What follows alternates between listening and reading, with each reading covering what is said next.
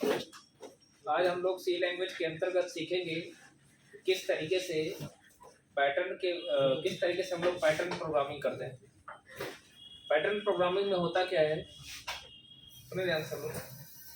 Pattern programming में वास्तव में होता क्या है कि इस तरीके से क्वेश्चन दिया गया होता है कि write a C program to display the given pattern. मतलब एक पैटर्न बना होगा जिसके लिए आपको क्या करना पड़ेगा, कुछ कोड लिखना पड़ेगा। और कोड आप कुछ इस तरीके से लिखोगे कि जैसा पैटर्न क्वेश्चन में दिया गया होगा वैसा ही पैटर्न आपके मॉनिटर पर डिस्प्ले होना चाहिए। मेरे कहने का मतलब ये है कि क्वेश्चन इस टाइप का दिया रहेगा, write a C program to display the given pattern या फॉलोइंग पैटर्न, ऐसा भी लिखा हुआ आता है। कैसी की जगह पे लिखा हुआ आता है फॉलोइंग पैटर्न। ठीक है, तो पैटर्न कुछ इस टाइप से दिया होगा 1 1 2 1 2 3 1 2। मैं इस पैटर्न को थोड़ा सा इधर बनाता हूँ। ठीक है, यहाँ पे 1 1 2 1 2 3 1 2 3 4 1 2 3 4 5। ठीक है, इस तरीका ये एक पैटर्न है ना, या एक पैटर्न को अगर हिंदी में कहोगे तो बनावट है। और जैसा पैटर्न इस क्वेश्चन में दिया गया है आपको कुछ ऐसा करना है कि बिल्कुल ऐसा ही पैटर्न मॉनिटर पे प्रिंट हो जाए। ठीक है, तो हम आज आपको एक ऐसा कॉन्सेप्ट बताने वाले हैं जिसका उपयोग करते हुए या जिसके बिहाफ पे हम लोग ढेर सारे पैटर्न के प्रॉब्लम को सॉल्व कर सकते हैं। जो एक तरीके से हम उसको कह सकते हो पैटर्न का बेसिक्स हम आज आपको बताएंगे, जिसका इस्तेमाल करते हुए हम लोग पैटर्न के डिफरेंट ढेर सारे प्रॉब्लम को हम लोग सॉल्व कर सकते हैं, बस एक कॉन्सेप्ट को समझ के। चलिए सीखते हैं कि कैसे करते हैं। जब भी आपके सामने कोई पैटर्न इस तरीके का दिया हो तो पैटर्न कई तरीके के होते हैं इस, और उन तरीकों में से हमने एक एग्जांपल लिया है। तो जितने भी पॉसिबल टाइप के पैटर्न्स होते हैं हम उन पे एक टाइप के प्रॉब्लम हम लोग क्या करेंगे, सॉल्व करेंगे। तो ये क्वेश्चन दिया गया है और हमको करना क्या है कि बिल्कुल ऐसा कोड करना कि ये पैटर्न हमको दिख जाए। तो जब भी आपको कोई पैटर्न दिया हो, पैटर्न को स्ट्रक्चर भी कह सकते हो, तो अब इसमें सबसे पहले आपको ये देखना है, कोई भी पैटर्न का प्रॉब्लम हो, मैं सबके लिए बता रहा हूँ। सबसे पहले आप देखोगे कि पैटर्न के अंदर कुल कितने नंबर ऑफ रोज हैं, कितने नंबर ऑफ रोज हैं। सबसे पहला काम है पैटर्न के अंदर रो को जानना। तो अगर देखा जाए रो क्या है, रो आपका एक रो ये है पूरा, एक रो ये है, एक रो ये है, एक रो ये है, मतलब कुल कितने रोज है, कुल 5 रोज है। ठीक है, रो आपको पता चल गया। अच्छा, रो के बाद पहले देखो, पहले मैंने क्या कहा है, सबसे पहला पॉइंट हमने आपको बताया रो के बारे में, इस बात को ध्यान रखिएगा। दूसरा पॉइंट हम क्या बताने वाले हैं, कॉलम के बारे में। दूसरा पॉइंट हम किसके बारे में बताने वाले हैं, कॉलम्स के बारे में। अच्छा देखिए, ये आपका रो नंबर 1 है, ये रो नंबर 2 है, ये रो नंबर 3 है, ये रो नंबर 4 है और ये आपका रो नंबर 5 है। ठीक है, अब हम ये देख रहे हैं यहाँ पे कि जो रो नंबर 1 है इसमें कुल कितने कॉलम की वैल्यू प्रिंट किया है, सिर्फ एक कॉलम की वैल्यू प्रिंट किया है। दूसरे वाले रो में देखेंगे कितने कॉलम की वैल्यू प्रिंट किया है, 2 कॉलम की। तीसरे वाले रो में देखेंगे कितने कॉलम की वैल्यू प्रिंट कर रहे हैं, 3 कॉलम्स। चौथे वाले रो में देख रहे हैं तो 4 कॉलम्स की, और पांचवें वाले रो में जाके देखेंगे तो 5 कॉलम्स। मतलब रो फिक्स है। इस पैटर्न को देखने से पता चल रहा है कि रो की संख्या फिक्स है, जबकि कॉलम जो है वो कॉलम है वो रो के ऊपर डिपेंड कर रहा है। कितने कॉलम की वैल्यू प्रिंट होगा वो डिपेंड कर रहा है किसके ऊपर, रो के ऊपर। जैसे फर्स्ट रो में सिर्फ 1 कॉलम, सेकेंड रो में सिर्फ 2 कॉलम, थर्ड रो में 3 कॉलम, इस तरीके से। ठीक है, अच्छा जब हम पैटर्न बनाएंगे, कोड लिखेंगे, तो आपको पता है सी लैंग्वेज में जब भी हम कोई कोड लिखते हैं तो कहाँ से स्टार्ट करते हैं, एज इंक्लूड studio.h। फिर हम लोग क्या करते हैं, as include conio.h, as include studio.h, फिर एज इंक्लूड conio.h। फिर हम लोग क्या करते हैं, वाइड मेल। ठीक है, हमने आपको क्या बताया, सबसे पहले पैटर्न को देखिए, पैटर्न का स्ट्रक्चर कैसा है। तो जब स्ट्रक्चर को देखने जाएंगे या पैटर्न को देखने जाएंगे तो सबसे पहला काम है रो को। रो देखिए कितने हैं, तो एक वेरिएबल ले लेते हैं रो आर, ठीक है। आर यहाँ पे किसको इंडिकेट कर रहा है, रो को। और रो को हम किस टाइप से, रो कॉलम और वैल्यू, यहाँ कोई पॉइंट वाली वैल्यू नहीं है, इसलिए हमको फ्लोट या कैरेक्टर लेने की कोई जरूरत नहीं है, सीधे सीधे हम क्या लेंगे, इंट। एक वेरिएबल ले लिया हमने आर के लिए, एक वेरिएबल ले लिया हमने सी के लिए, और एक वेरिएबल हम अलग से लेते हैं वैल्यू के लिए। एक वेरिएबल हमने अलग से ले लिया किसके लिए, वैल्यू के लिए। इस बात को ध्यान से समझिएगा, ठीक है। देखिए कितने रो हैं, 5। इसके लिए हमने रो के लिए आर ले लिया, कॉलम्स के लिए हमने सी ले लिया, और पैटर्न के लिए वैल्यू के लिए हमने क्या ले लिया, ये ले लिया, ठीक है। अब जब एक बार हमने सारे वेरिएबल्स को डिफाइन कर लिया, एक बार जब हमने सारे वेरिएबल्स को डिफाइन कर लिया तो उसके बाद हम क्या करेंगे, सबसे पहला काम है रो को, नंबर ऑफ रो को स्पेसिफाई करना, ठीक है। या सबसे पहले हम ये कहेंगे, हमने आपको पहले बताया ना, पहले रो होता है, फिर हम किसको लेंगे, कॉलम को बताएंगे, फिर उसके बाद तब जाके वैल्यू की चर्चा होगी, समझ रहे हो ना। तो अब ऐसे समझिए, अब इसमें 2 लूप चलेगा, एक लूप चलेगा किसके लिए, रो के लिए, और एक लूप किसके चलेगा, कॉलम के लिए, ठीक है। तो पहले हम रो के लिए हमने कौन सा वेरिएबल लिया है, आर। अच्छा, रो वाला लूप कितनी बार चलेगा, रो वाला लूप 5 टाइम चलना चाहिए। जितने नंबर ऑफ रोज होंगे, जितनी रो की संख्या होगी, उतनी बार हमारा रो का लूप चलना चाहिए। जितनी रो की संख्या होगी, उतनी बार हमारा रो वाला लूप चलना चाहिए। तो देखिए रो की संख्या कितनी है, 5, तो 5 बार चलना चाहिए। अब 5 टाइम चलने के लिए आप क्या करोगे, या तो आप 1 से लेके 5 तक चले जाओ, 5 टाइम चलने के लिए, या तो आप 1 से लेके 5 तक चले जाओ, तब भी चल जाएगा 5 बार, या 5 से लेके 1 तक चले जाओ, तब भी चल जाएगा। या ऐसा भी कर सकते हो, 10 से लेके 15 तक चले जाओ, या 15 से लेके 10 तक चले, मतलब 5 टाइम चलना चाहिए।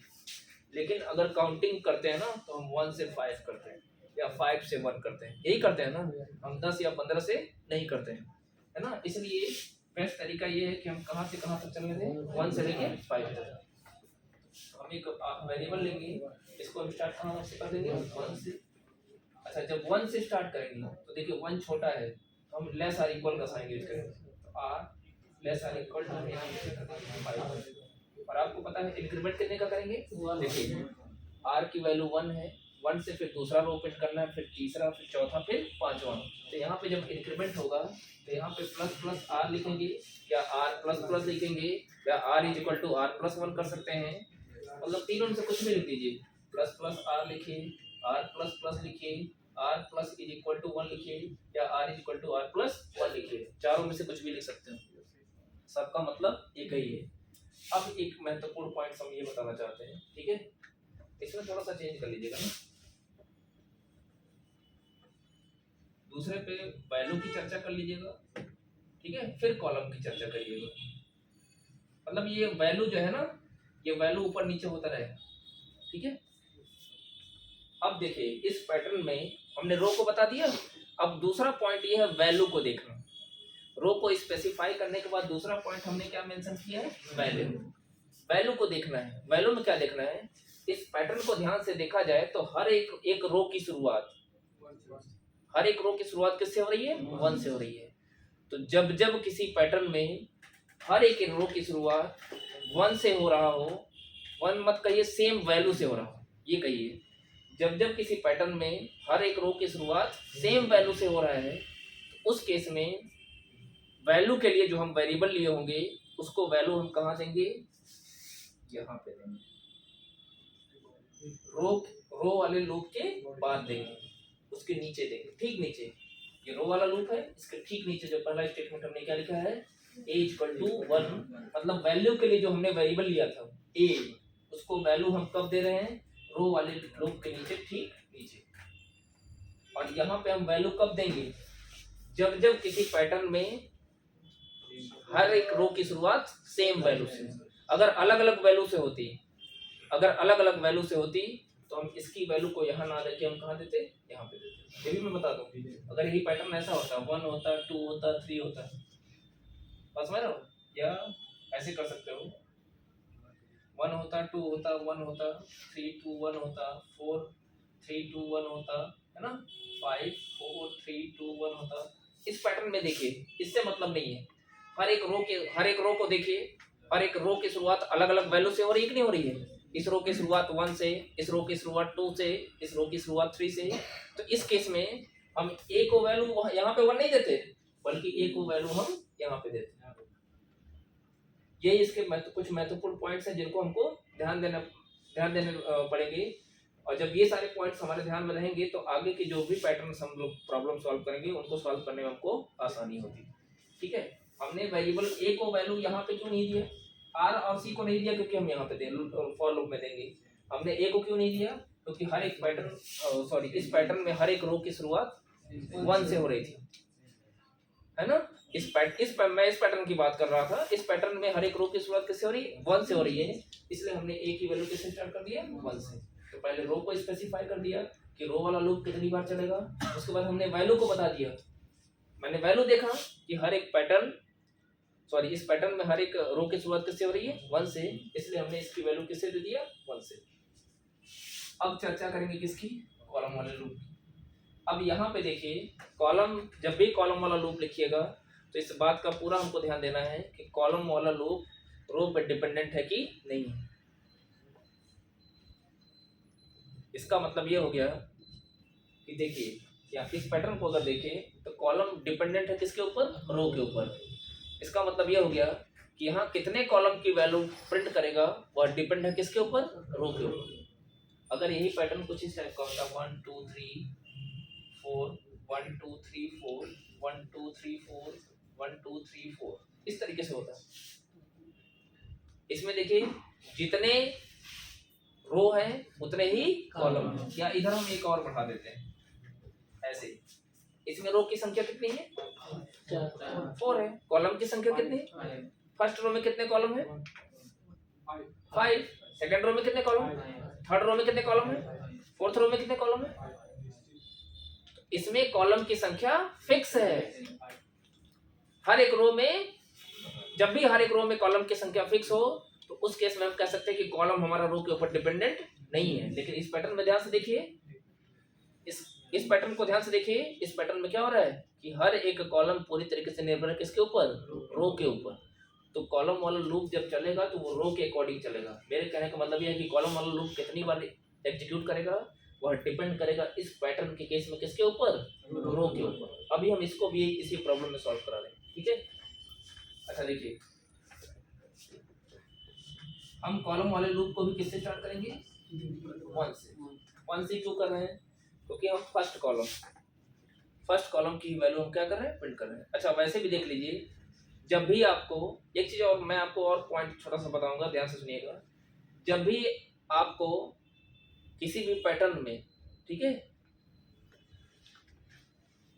किसी भी पैटर्न में आपको ये मिले कि जितना रो नंबर है उतनी ही कॉलम की वैल्यू है, जितना ही रो नंबर है उतने ही कॉलम की वैल्यू है। जैसे इसका रो नंबर 1 है, कितने कॉलम की वैल्यू प्रिंट किया है, 1। या आप ये कह सकते हो रो की संख्या बराबर होगी किसकी, नंबर ऑफ कॉलम वैल्यूज के ऊपर। उस केस में आप क्या करोगे, दोनों की वैल्यू सेम वैल्यू से शुरुआत करिएगा। देखिए फर्स्ट रो में कितने कॉलम है, 1। तो आर को हमने स्टार्ट किया तो सी को भी हम किससे स्टार्ट कर देंगे, 1 से। 5 से मत करना, 5 से स्टार्ट कर दोगे तो 5 बार चल जाएगा ना। या आप ये इस पे ध्यान दीजिएगा, पहले कॉलम में कितने कॉलम की वैल्यू प्रिंट कर रहे हैं, 1। तो आप ये समझ जाना कि कॉलम वाला लूप कितनी बार चलेगा, 1 बार। जितनी बार चलेगा उतने ही कॉलम की वैल्यू प्रिंट होगा। तो आप बताइए, अगर हम इसको 5 से चला दें तो 5 बार चल जाएगा, नहीं चलेगा, 5 से लेकर 1 तक। तो हमारी मजबूरी है कि इसको हम कहाँ से स्टार्ट करेंगे, 1 से। क्योंकि जब ये 1 से चलेगा तभी तो 1 बार चलेगा भाई। कॉलम वाला लूप कितनी बार चलना चाहिए, 1 बार चलना चाहिए, तभी तो 1 कॉलम की वैल्यू प्रिंट होगा। अगर ये 2 बार चल जाता तो 2 कॉलम की वैल्यू प्रिंट कर देता। तो कॉलम वाला लूप कितनी बार चलेगा, देखो आर की वैल्यू 1 होगी तो कंडीशन ट्रू होगी, मतलब स्टार्ट कहाँ से होगा, वैसे तो प्रोग्राम हमारा मेन से स्टार्ट होता है, मेन से स्टार्ट होगा, फिर यहाँ आएगा, फिर CLR पे, फिर कहाँ आएगा, यहाँ पे। आर की वैल्यू 1 ले लेगा, फिर कंडीशन चेक करेगा, कंडीशन ट्रू मिलेगी तो सबसे पहले ए की वैल्यू किससे सेट कर देगा, 1 से। फिर यहाँ पे आएगा, सी की वैल्यू कहाँ स्टार्ट हो जाएगी, 1 से। अब यहाँ पे करोगे सी को कंपेयर करोगे किससे, आर से। सी को कंपेयर करेंगे किससे, आर से, क्योंकि ये कितनी बार चलेगा वो डिपेंड कर रहा है किसके ऊपर, आर के ऊपर। तो देखिए आर की वैल्यू कितनी है 1, सी की वैल्यू कितनी है 1, 1 is less or equal to 1, यहीं पे लिख लीजिएगा, चेक कर लीजिएगा 1 1 से छोटा है, एक बार चल जा रहा है, sorry 1 is less or equal to 1 का इसका मतलब ये होगा कि 1 1 से छोटा नहीं है लेकिन इक्वल है, बराबर है, कंडीशन ट्रू मिलेगी, मतलब एक बार एग्जीक्यूट कर जाएगा। फर्स्ट रो में कई कॉलम की वैल्यू तो प्रिंट करानी है, तो जब एक बार एग्जीक्यूट कर जाएगा तो एक कॉलम की वैल्यू प्रिंट हो जाएगी, नहीं हो जाएगी। अब क्या करेंगे, यहाँ पे क्या कर देंगे सी प्लस प्लस। अब देखिएगा हम यहाँ पे कर ली बस ले रहे हैं 1 is less or equal to 1 की कंडीशन होगी ट्रू। अब हम प्रिंट कराएंगे, अब हम प्रिंट कराएंगे किसको प्रिंट कराएंगे, वैल्यू को। बात समझिए, किसको प्रिंट कराएंगे, वैल्यू को। तो वैल्यू को प्रिंट कराने के लिए क्या लिखते हैं मॉड डी, और यहीं पे एक छोटा सा एक बार स्पेस की प्रेस कर दीजिएगा, एक बार स्पेस की प्रेस कर दीजिएगा ऐसे, ताकि वैल्यू के बीच में स्पेस आए, ठीक है, वैल्यू के बीच में क्या है स्पेस है। और यहाँ पे अच्छा यहाँ स्लैश एन स्लैश टी मत लगाइएगा, तो कॉलम नहीं तो होगा क्या कि वो कॉलम वाइज प्रिंट कर देगा। और यहाँ पे हम किसको प्रिंट कर देंगे, एक। तो आप बताइए ए की वैल्यू कितनी है 1, तो ये 1 को प्रिंट कर देगा ऐसे, कर दिया ना। अब देखिए अब क्या हो रहा है, यहाँ पे देखिए वैल्यू 1 से 2 हो रही है, फिर 1 से 2 हो रही है, 3 हो रही है, मतलब वैल्यू में डिफरेंस कितने का है, वैल्यू में डिफरेंस कितने का है। तो आप यहीं पे क्या कर दोगे प्लस प्लस ए, आप यहीं पे क्या लिख दोगे प्लस प्लस ए। तो देखिए पहले प्रिंटफ ए की वैल्यू प्रिंट करेगा, ये प्रिंटफ क्या करेगा ए की वैल्यू को प्रिंट कर देगा, और ये प्लस प्लस ए क्या कर देगा ए की वैल्यू को बढ़ा देगा, ए की वैल्यू 1 से कितनी देगी 2। अब इसके बाद फिर कहाँ जाएंगे सी पे, इसके बाद हम कहाँ पे जाएंगे सी पे, सी की वैल्यू कितनी हो जाएगी 2। जैसे ही सी की वैल्यू 2 होगी कंडीशन होगी फॉल्स होगी ना। अब क्या करना है, कर्सर हमारा जो यहाँ पे है उसको हमको नई लाइन पे लाना है, कि अब देखिए इस पैटर्न में अगले रो में वैल्यू प्रिंट हो रहा है, मतलब पैटर्न रो 1 कंप्लीट हो गया, तो अगले रो में जाने के लिए हम लोग क्या लिखेंगे प्रिंटफ, और यही ब्रैकेट में क्या लिख देंगे स्लैश। ये स्लैश एन क्या करेगा, जो कर्सर हमारा यहाँ पे था उसको सेट कर देगा कहाँ पे अगले वाले में, जो कर्सर यहाँ पे था फर्स्ट रो में उसको सेट कर देगा कहाँ पे नेक्स्ट लाइन। अब हम क्या करेंगे इस फॉर लूप के कर्ली ब्रेस को क्या करेंगे क्लोज, उसके बाद क्या करेंगे गेट ch, ठीक है। अब देखिए हम क्या करेंगे, जब इस लूप की कंडीशन फॉल्स हुई तो बॉडी से बाहर आ गया, फिर अब यहाँ से कहाँ जाएंगे इस आउटर लूप रो पे, एक रो कंप्लीट हो गया ना, तो अब आर की वैल्यू बढ़ेगी, आर की वैल्यू जैसे 2 होगी इसका मतलब ये हो गया कि अब हम किस रो पे आ गए, रो नंबर सेकंड पे। तो रो नंबर से आर की वैल्यू 2 होने का मतलब second row, 2 less or equal to 5 के कंडीशन होगी ट्रू होगी, तो सबसे पहले यही लाइन एग्जीक्यूट करेगा, मतलब ए की वैल्यू फिर से किससे सेट कर देगा 1 फिर से। अब आप बताइए आर की वैल्यू 2, आर की वैल्यू 2 होने का मतलब रो नंबर 2, और रो नंबर 2 की शुरुआत भी किससे हो रही है 1 से, यही कारण है कि हमने ए की वैल्यू को यहाँ पे 1 सेट किया। फिर देखिए फिर सी कहाँ से स्टार्ट हो रहा है 1 से, अच्छा सी की वैल्यू 1 होने का मतलब कॉलम नंबर 1, सी की वैल्यू 1 होने का मतलब कॉलम नंबर 1, तो फिर से सी की वैल्यू 1 हो जाएगी, तो यहाँ पे कितना हो जाएगा ये 1 हो जाएगा, और आर की वैल्यू कितनी हो जाएगी 2, तो 1 is less or equal to 2 पे कंडीशन हो गई ट्रू होगी, तो क्या होगा ये प्रिंटफ एग्जीक्यूट करेगा, प्रिंटफ एग्जीक्यूट करेगा तो क्या करेगा ए की वैल्यू को प्रिंट करेगा, ए की वैल्यू कितनी प्रिंट करेगा 1। फिर देखिए ए की वैल्यू बढ़ाएगा, ये लाइन क्या करेगा ए की वैल्यू बढ़ाएगा, कितना हो गया 2 हो जाएगा, तो क्या होगा सी का इंक्रीमेंट फिर इस पे आएगा सी पे, सी की वैल्यू बढ़ाएगा कितना होगा 2 लेस आर इक्वल टू 2 के कंडीशन होगी ट्रू, तो प्रिंट करेगा ए का, इसी में देखिए कितना प्रिंट करेगा, फिर ए की वैल्यू बढ़ाया कितना हो गया 3 हो गया। अच्छा देखिए मैं ए की वैल्यू 1 से 2 हो गई, 2 से कितनी हो गई 3, फिर सी की वैल्यू बढ़ाया कितना हो गया 3, जैसे सी की वैल्यू 3 होगी कंडीशन होगी फॉल्स होगी, तो फिर कहाँ आएगा न्यू लाइन पे आ गया कि नहीं आ गया। फिर न्यू लाइन पे आने का मतलब हो गया कर्सर हमारा अगली लाइन पे आ जाएगा, थर्ड रो पे आ जाएगा, फिर जाएगा आर की वैल्यू बढ़ाएगा, आर की वैल्यू कितनी हो गई 3, और आर की वैल्यू 3 होने का मतलब कौन सा रो स्टार्ट हो गया रो नंबर 3, आर की वैल्यू 3 होने का मतलब ये हो गया कि हम किस रो पे आ गए रो नंबर 3 पे, 3 लेस आर इक्वल टू 5 के कंडीशन हो गई ट्रू होगी। फिर से देखिए ए का मान किससे स्टार्ट कर देगा 1 से। इसका मतलब ये हो गया कि तीसरे रो की भी शुरुआत किससे हो रही है 1 से हो रही है। अब फिर से ए की वैल्यू किससे स्टार्ट हो जाएगी 1 से। अब यहाँ पे आएगा फिर से सी का मान किससे स्टार्ट कर देगा 1 से, और सी का मान 1 होने का मतलब कॉलम नंबर 1, मतलब रो नंबर 3 के कॉलम नंबर 1 पे, रो नंबर 3 के कॉलम नंबर 1 पे है। तो 1 पे कंडीशन ट्रू होगी तो ये प्रिंटअप एग्जीक्यूट करेगा, तो प्रिंट करेगा किसकी वैल्यू ए की। कितना प्रिंट करेगा, फिर सी की वैल्यू ए की वैल्यू बढ़ाया कितना हो गया 2 हो गया। फिर जाएगा सी पे, सी की वैल्यू बढ़ाया कितना हो गया 2, 2 लेस आर इक्वल टू 3 के कंडीशन हो गई ट्रू, प्रिंट करेगा कितना 2, ए की वैल्यू मतलब 2 को प्रिंट करेगा। ठीक है, फिर अब इसको लिखने की जरूरत नहीं है, ए की वैल्यू प्लस प्लस ए की वैल्यू क्या करेगा ए की वैल्यू 3 कर देगा। सी की वैल्यू बढ़ाया कितना हो गया 3, 3 लेस आर इक्वल टू 3 के कंडीशन हो गई ट्रू, तो प्रिंट करेगा ए का मान कितना प्रिंट करेगा 3। फिर ए की वैल्यू बढ़ाया कितना हो गया 4, फिर सी की वैल्यू बढ़ाएगा, जैसे सी की वैल्यू 4 होगी कंडीशन होगी फॉल्स। फिर न्यू लाइन हो गया। फिर जाएंगे आर पे, आर की वैल्यू 4, आर की वैल्यू 4 होने का मतलब हो गया रो नंबर 4। फिर से ए की वैल्यू कहाँ से सेट हो जाएगी 4 पे कंडीशन ट्रू होगी क्योंकि 4 5 से छोटा होता है। तो पहले ए की वैल्यू किससे सेट कर देगा 1 से, फिर सी का मान कहाँ स्टार्ट होगा 1 से, और ये आर क्या हो जाएगा 4, 1 is less or equal to 4 के, 1 is less or equal to 4 की कंडीशन होगी ट्रू, ट्रू होगी तो प्रिंट करेगा ए का मान कितना प्रिंट करेगा 1। फिर ए की वैल्यू बढ़ाया कितना हो गया 2 हो गया। फिर सी की वैल्यू बढ़ाया कितना हो गया 2, 2 लेस आर इक्वल टू 4 के कंडीशन हो गई ट्रू, प्रिंट करेगा फिर से ए का मान कितना प्रिंट करेगा, फिर से ए की वैल्यू बढ़ाया हो जाएगा 3, फिर सी की वैल्यू बढ़ाएगा कितना हो गया 3, 3 लेस आर इक्वल टू 4 के कंडीशन हो गई ट्रू, प्रिंट करेगा 3, फिर किसको प्रिंट कर देगा 4 है ना। फिर जैसे सी की वैल्यू 5 होगी कंडीशन होगी फॉल्स, न्यू लाइन करेगा। फिर आर पे आएगा कितना हो गया 5 पे भी ट्रू होगा, और 5 पे ट्रू होने का मतलब हम किस रो पे आ गए रो नंबर 5 पे। फिर ए का मान किससे स्टार्ट हो जाएगा 1 से, फिर सी भी कहाँ स्टार्ट हो जाएगा 1 से, और ये 1 से लेके कहाँ तक चलेगा 5 तक, यानी क्या प्रिंट करेगा 1 प्रिंट करेगा, 2 प्रिंट करेगा, 3 प्रिंट करेगा, 4 प्रिंट करेगा, फिर क्या प्रिंट करेगा 5। और जैसे ही सी की वैल्यू 6 होगी कंडीशन होगी फॉल्स होगी तो न्यू लाइन मतलब फिर से कर्सर यहाँ आ जाएगा, और फिर ऊपर जाएगा आर की वैल्यू 6 होगी कंडीशन होगी फॉल्स पूरी बॉडी से बाहर। इस तरीके से हम इस पैटर्न को प्रिंट